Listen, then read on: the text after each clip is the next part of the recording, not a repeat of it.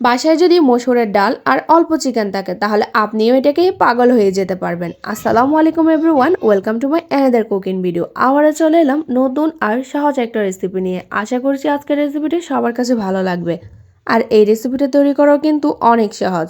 আর হ্যাঁ, এটার টেস্টের ব্যাপারে আজকে আর নাই বললাম। চলুন তাহলে আর কথা না বাড়িয়ে ঝটপট রেসিপিটি দেখে নেওয়া যাক। এর জন্য আমি প্রথমে নিয়ে নিয়েছি হাফ কাপের মতো মসুরের ডাল। ডালটাকে আমি ভালোভাবে ধুয়ে 15 মিনিটের মতো ভিজিয়ে রেখেছি। দেন আমি নিয়ে নিচ্ছি এক টুকরো চিকেন। এক পিস বড় চিকেনকে আমি ছোটো ছোটো টুকরো করে কেটে নিয়েছি। আর এখন এগুলোকে আমি সিদ্ধ করে নিব।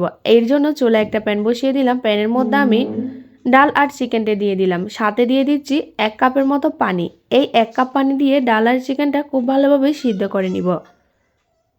এমনভাবে সিদ্ধ করতে হবে যেন ডালটাও সিদ্ধ হয়ে যায়, সেই সাথে পানিটাও ভালোভাবে টেনে যায়। বেশ কিছুক্ষণ রান্না করার পর এটা কিন্তু খুব ভালোভাবে এখন সিদ্ধ হয়ে গেছে। আর হ্যাঁ, এখন এটাকে আমি ঠান্ডা করে নিব। ঠান্ডা হয়ে গেলে চিকেনগুলোকে আমি আর একটু ছিঁড়ে দিচ্ছি আর ডালটাও একটু মেখে নিচ্ছি।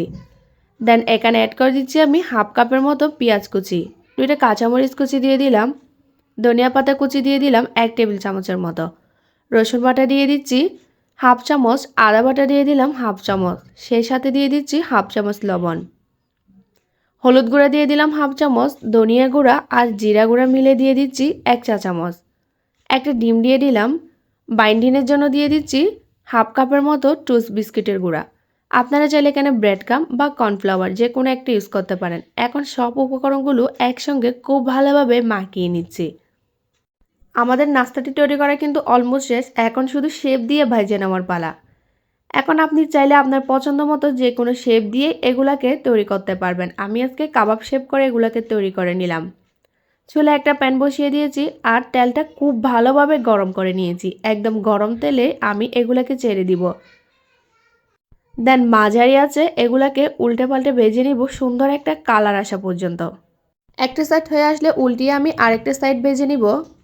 এভাবে এগুলাকে 5 থেকে 6 মিনিটের মতো ভেজে নিলেই দেখবেন খুব সুন্দর একটা কালার চলে এসেছে।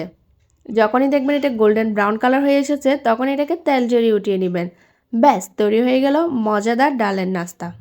দেখলেন তো কত সহজে এটা তৈরি করা যায়, আর খেতে কিন্তু এটা অসম্ভব মজার হয়। বিকালে চায়ের আড্ডায় এমন একটি নাস্তা থাকলে আর কি লাগে বলুন।